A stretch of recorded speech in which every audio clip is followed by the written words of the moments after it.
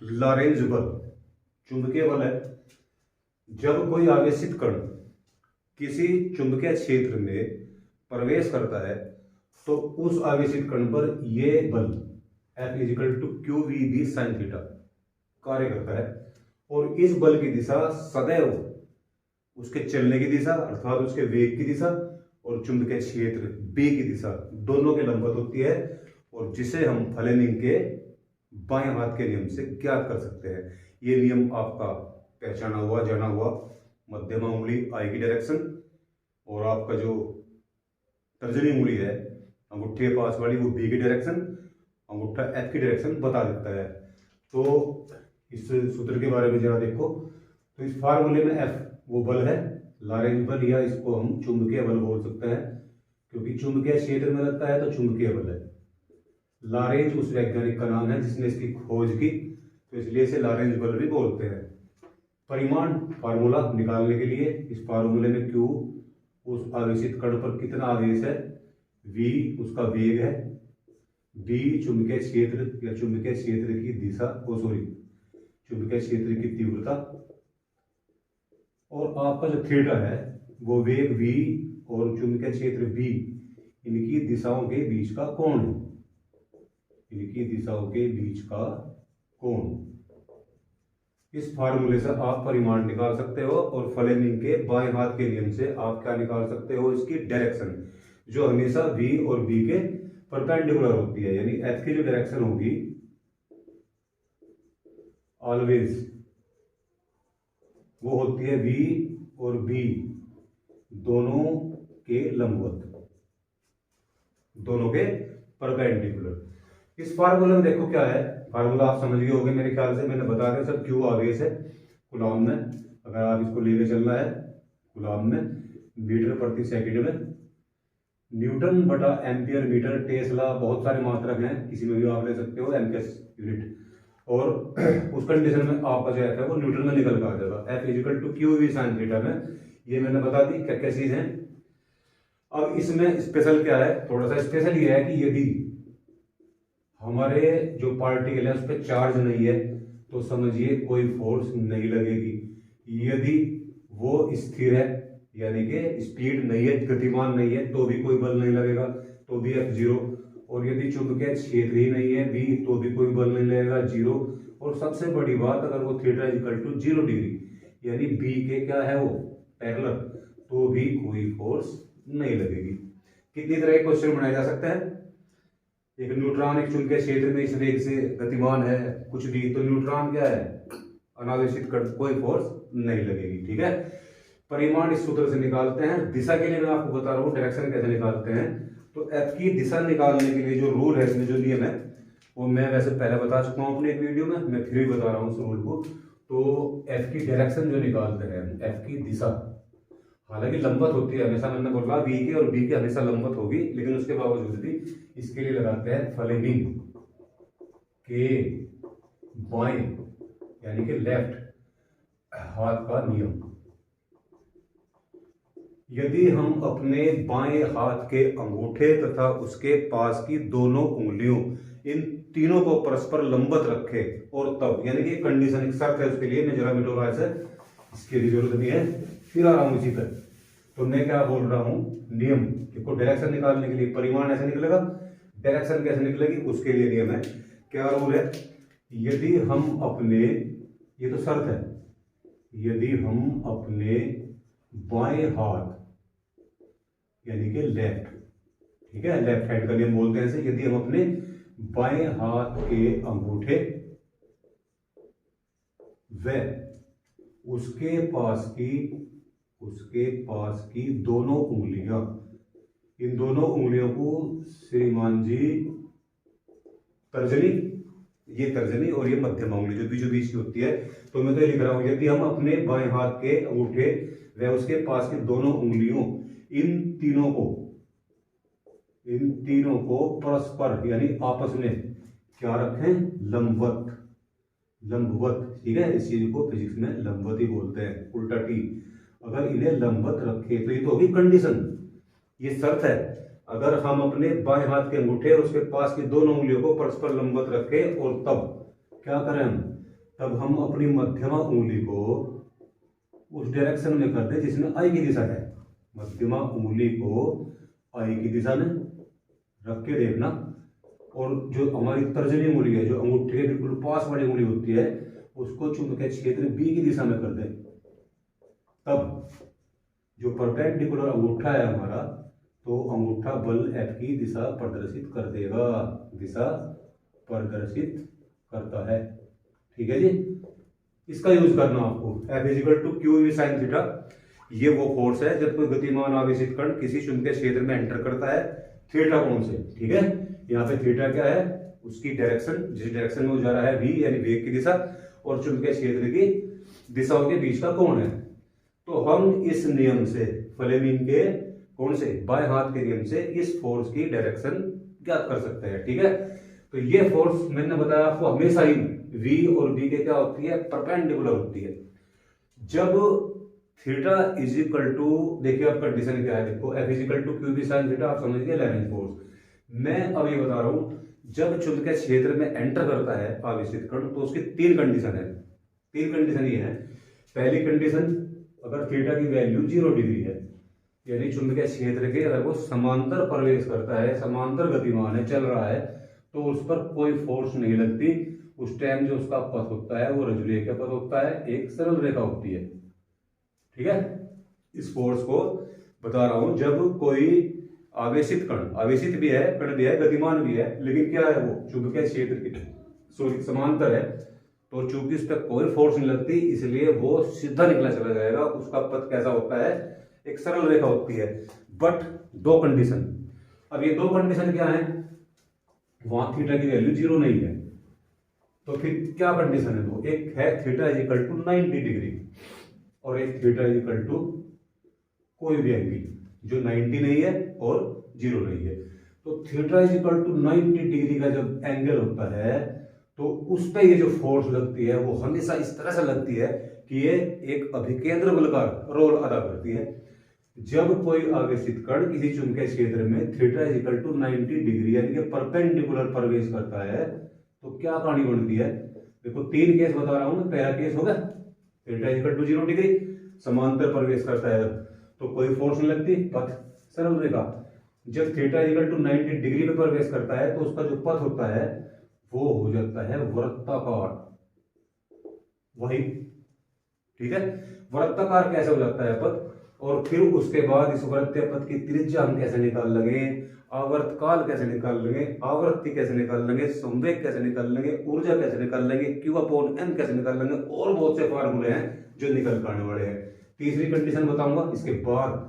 तीसरी कंडीशन ये है कि थीटा की वैल्यू ना 0 डिग्री है ना 90 डिग्री है, तो फिर इसका पथ कैसा होता है और उसमें क्या क्या चीज आएगी निकल के। तो बहुत ही इंपॉर्टेंट आपके लिए, मतलब एक टॉपिक, ये तो फार्मूला होगा आपका, कुछ क्वेश्चन इसके ऊपर है, लेकिन इसकी अब खूबी देखिए। ये चुंबकीय बल, ये लॉरेंज बल चुंबकीय क्षेत्र में जब कोई कण लंबवत प्रवेश करता है तो कैसे अभिकेंद्र बल का रोल अदा करता है। तुम्हें पता है कि वृत्तीय गति, ओके, तो वृत्तीय गति अभिकेंद्र बल के बगैर संभव नहीं है। अभिकेंद्र बल चाहिए, कहीं ना कहीं से तो चाहिए। पृथ्वी सूर्य के चारों ओर घूम रही है, गुरुत्वाकर्षण बल, चंद्रमा पृथ्वी के चारों ओर घूम रही है, गुरुत्वाकर्षण बल, बहुत सारे हैं। वहीं पे एक एग्जाम्पल ये भी दे जाता है फर्स्ट ईयर में कि चुंबकीय क्षेत्र में गतिमान आवेशित कण का पथ कैसा होता है, वृत्ताकार। कैसे होता है, मान लीजिए चुंबकीय क्षेत्र ऐसे, आपके कागज के हिसाब से बता रहा हूं, तो कागज तल के लंबवत नीचे की ओर को है। क्रॉस लाइन अगर आपको दिखते हैं तो समझिए कोई भी सदिश हो, भले ही चुंबकीय क्षेत्र हो, वैद्युत क्षेत्र हो, वेग हो, बल हो, त्वरण हो, कोई भी सदिश राशि हो, ये फोटो तुरंत ये शो करता है कि डायरेक्शन परपेंडिकुलर नीचे को है।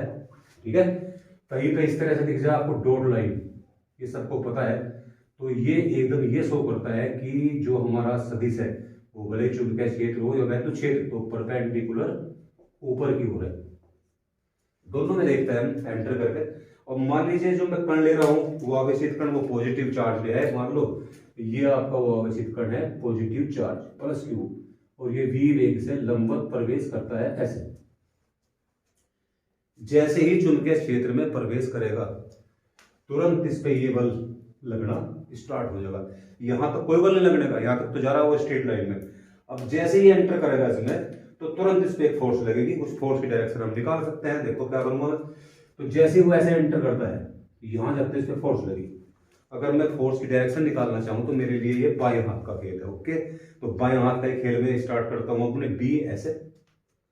और देखो अगर ये पॉजिटिव चार्ज है तो जो इसके वेग की डायरेक्शन है वही आई की डायरेक्शन होने वाली है।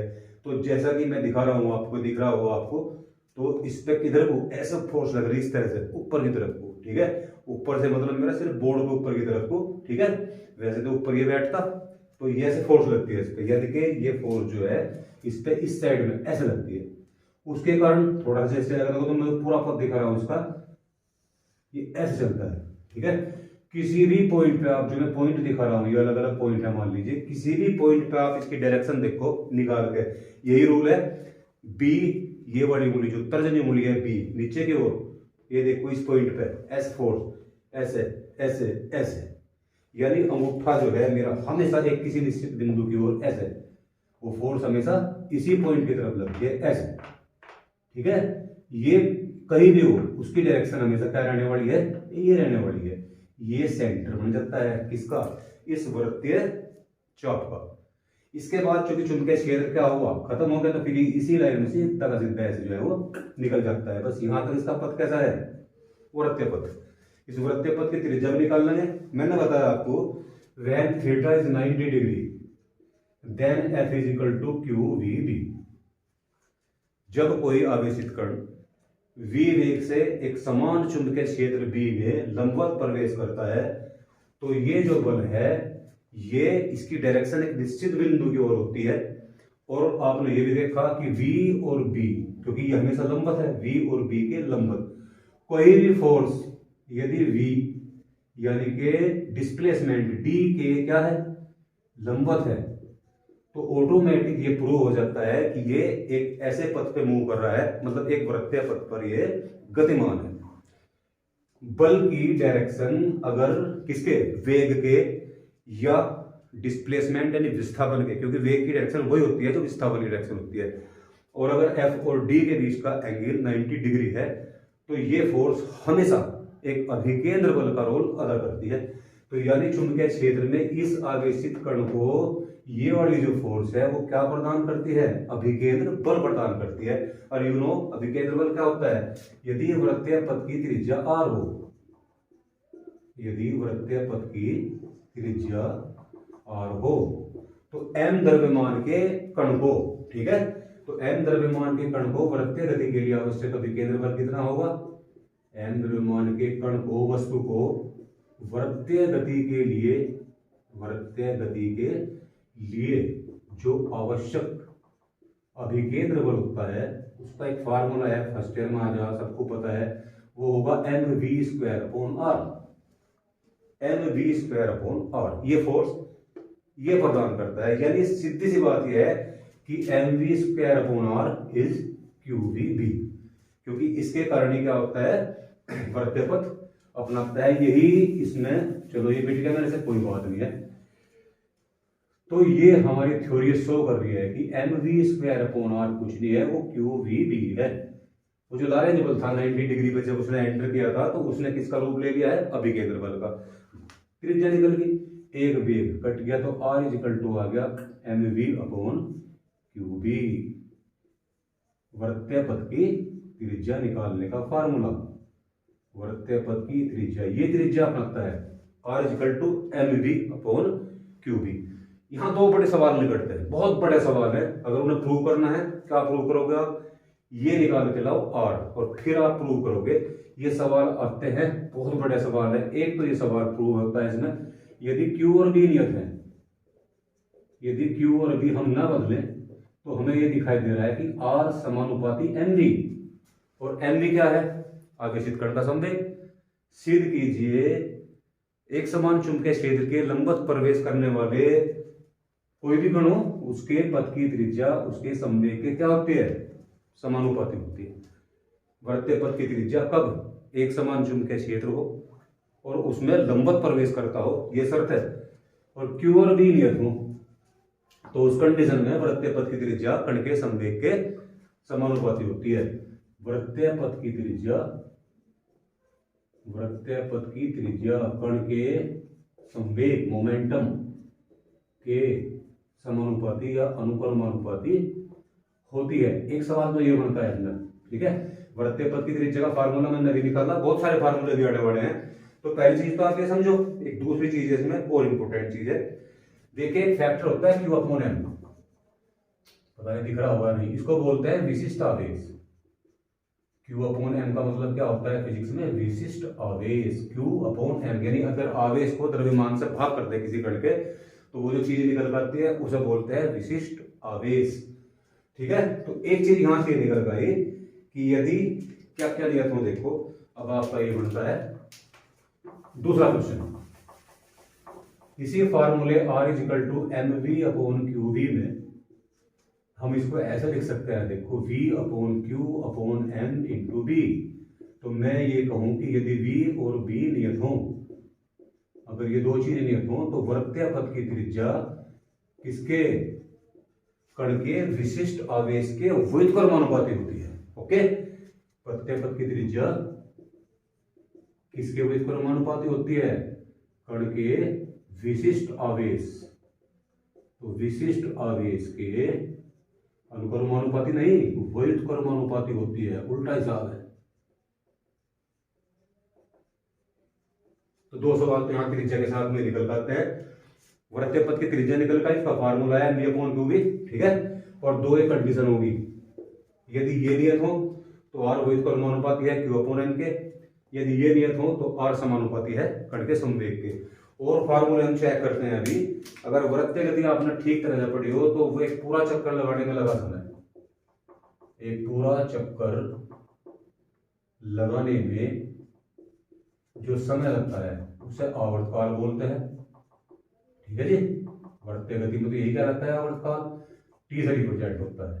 अगर ये आवर्तकाल t हो तो आवर्तकाल का फार्मूला कैसे निकालते हैं देखो, तो v equal to r omega या r गुना 2 पाई अपॉन t, क्योंकि ओमेगा होता है 2 पाई अपॉन t। आवर्तकाल के पदों में t का फार्मूला आ गया 2 पाई r अपॉन v।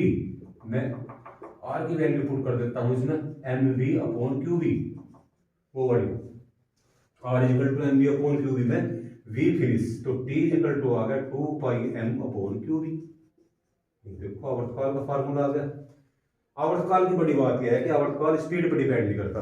साइक्लोट्रॉन में हम चीज ये देखेंगे, स्पीड बढ़ती रहो कोई दिक्कत नहीं है, टी की वैल्यू जो है वो क्या रहती है, जो कि दूर रहती है। हाँ, स्पीड के बढ़ने से आर की वैल्यू तो बढ़ती है, वृत्तीय पथ की त्रिज्या बढ़ती चली जाएगी, लेकिन आवर्तकाल यानी एक पूरा चक्कर लगाने में लगा समय वो बिल्कुल नहीं बदलने का। साइक्लोट्रॉन में देखेंगे आवृत्ति हमेशा से उल्टी होती है, आवृत्ति एन होती है 1/t यानी QB अपॉन 2 पाई m, आवृत्ति निकल गई, ठीक है।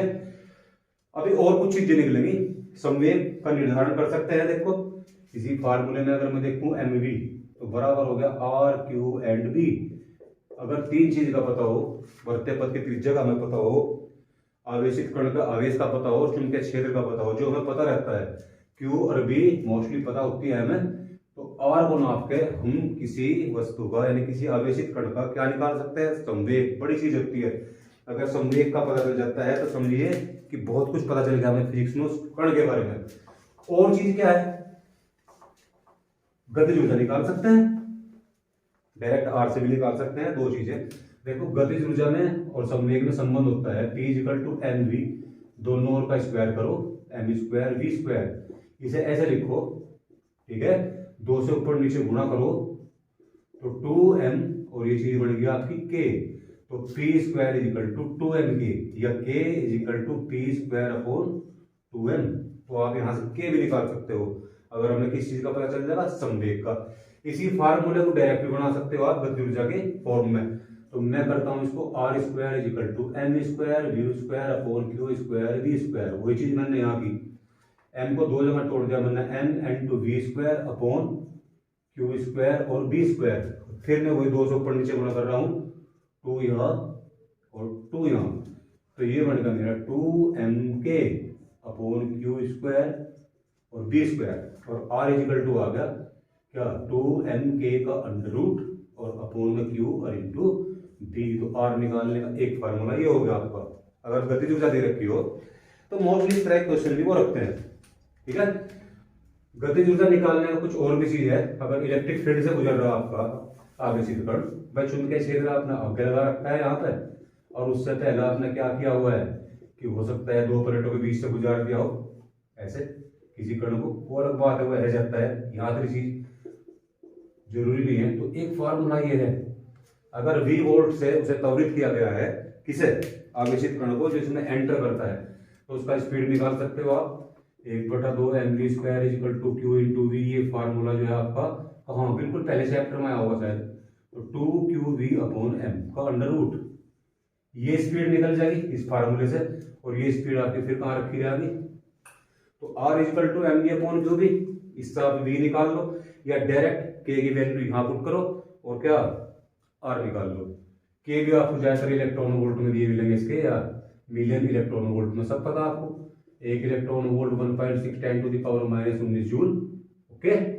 और जी अगर एक मिलियन इलेक्ट्रॉन वोल्ट है तो 1.6 10 टू द पावर -13 जूल। लेकिन जूल में लेके चलना है तो आपको पता एनकेएस पद्धति के यूनिट होनी चाहिए, ये एक चीज होगी, ठीक है। आर संवेग, विशिष्टावेश, गतिज ऊर्जा, आवर्तकाल, आवृत्ति, बहुत से फार्मूले निकल पाए। ये प्रूव हुआ कि एक समान चुंबकीय क्षेत्र में जब कोई कण थीटा इक्वल टू 90 डिग्री पर प्रवेश करता है तो उसका पथ कैसा होता है, ओके, वृत्ताकार। लेकिन अगर ये थीटा की वैल्यू अगर मान लीजिए, सपोज कीजिए ये थीटा ना 0 डिग्री है और ना क्या है 90 डिग्री, तो फिर उसका पथ होता है हेलिक्स, कुंडलिनी के आकार में। अगर थीटा की वैल्यू, अच्छा, व्हेन थीटा इज नॉट 0 ना 90 डिग्री है, तो ये क्या कंडीशन होती है, देख लीजिए। मान लीजिए ये एक्स अक्ष है, ये आपका वाई एक्स हो गया, ये आपका जेड एक्स हो गया, तो जब वो ऐसे एंटर करता है, ये थीटा चुंबकीय क्षेत्र, मान लीजिए ये चुंबकीय क्षेत्र इधर, तो चुंबकीय क्षेत्र से जब वो क्या थीटा कोण पे एंटर करता है तो उसका जो पाथ हो जाता है, बिकॉज देखिए इधर v cos थीटा और ये आपका v sin थीटा, तो इस कारण उसका जो पथ है अगर चल को इसमें इस तरह से हेलिक्स हो जाता है, क्षैतिज घटक, ऊर्ध्व घटक, ठीक है। तो r निकालने के लिए उस कंडीशन में r जब निकालते हैं तो m v परपेंडिकुलर घटक अपॉन वही q इंटू b, तो r तो निकलता है इस फार्मूले से m v sin theta upon q into b। r निकालने का तो ये पता है, त्रिज्या तो p है, ठीक है नहीं, लेकिन वहां क्या करता है, तो एक चीज ये बनती है यहां से, इसको बोलते हैं पिच, ठीक है, पिच।